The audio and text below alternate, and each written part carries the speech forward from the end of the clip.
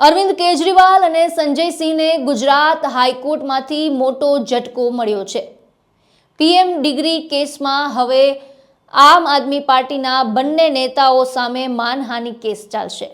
નમસ્કાર, હું નીલમ ખારેચા, આપ જોઈ રહ્યા છો સ્વરાજ। અમદાવાદ સિટી સેશન્સ કોર્ટે દિલ્હીના પૂર્વ મુખ્યમંત્રી અને આમ આદમી પાર્ટીના કન્વીનર અરવિંદ કેજરીવાલ તથા સાંસદ સંજય સિંહની રિવિઝન અરજીઓ છે તે નામંજૂર કરી હતી, જેની સામે તેઓ ગુજરાત હાઈકોર્ટમાં અપીલ કરવા પહોંચ્યા હતા। હાઈકોર્ટે બંને પક્ષોને સાંભળીને ચુકાદો છે તે અનામત રાખ્યો હતો, જેને 13 જાન્યુઆરી એટલે કે આજે જાહેર કરતા આ બંનેની અરજીઓ છે તે નકારી નાખી છે। મૂળ આ કેસમાં તેઓએ વડાપ્રધાન નરેન્દ્ર મોદીની ડિગ્રી અંગે 2023માં કરેલા નિવેદનોને લઈ ગુજરાત યુનિવર્સિટીએ દાખલ કરેલા માનહાનિના કેસમાં રાહત માંગી હતી। અમદાવાદ મેજિસ્ટ્રેટ કોર્ટ બંને રાજકારણીઓ સામેના ફોજદારી માનહાનિના કેસની કાર્યવાહી ચલાવી રહી હોવાથી કેજરીવાલે પોતાની ટ્રાયલ સંજય સિંહની ટ્રાયલથી અલગ કરવાની અરજી કરી હતી।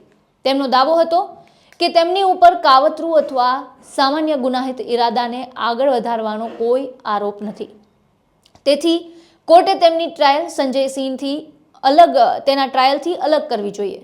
સંજય સિંહે પોતાની ગેરહાજરીમાં પરંતુ પોતાના વકીલોના નિર્દેશ મુજબ પોતે નિર્દોષ હોવાનો દાવો નોંધાવતા ક્રિમિનલ પ્રોસિજર કોડની કલમ 251 હેઠળ મેજિસ્ટ્રેટ કોર્ટ દ્વારા તેમના વકીલની હાજરીમાં તેમની પ્લી નોંધવાના નિર્ણયને પડકાર્યો હતો। તેમણે આ નિર્ણયને અયોગ્ય ગણાવી રદ કરવાની માંગ કરી હતી।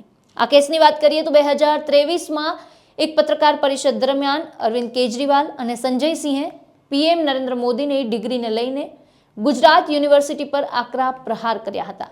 ગુજરાત યુનિવર્સિટીનો આરોપ છે કે આ નિવેદનો અત્યંત અપમાનજનક હતા અને તેનાથી યુનિવર્સિટીની વર્ષો જૂની પ્રતિષ્ઠાને નુકસાન પહોંચ્યું છે।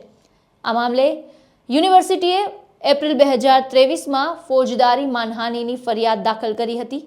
મહત્વનું છે કે હાઈકોર્ટે જ્યારે વડાપ્રધાનની એમએની ડિગ્રી જાહેર કરવાના સેન્ટ્રલ ઇન્ફોર્મેશન કમિશનના આદેશને રદ કર્યો, તેના 1 મહિનામાં જ આ નિવેદનો કરવામાં આવ્યા હતા। ત્યારે હવે આ કેસમાં ગુજરાત હાઈકોર્ટે આ બંને નેતાઓની અરજીઓને નામંજૂર કરતા બંને નેતાઓ વિરુદ્ધ માનહાનિ કેસ ચાલશે। ત્યારે આ સમગ્ર મામલે આપનું શું માનવું છે, અમને કોમેન્ટ બોક્સમાં જણાવો અને અમારી ચેનલને સબસ્ક્રાઇબ કરવાનું ભૂલશો નહીં।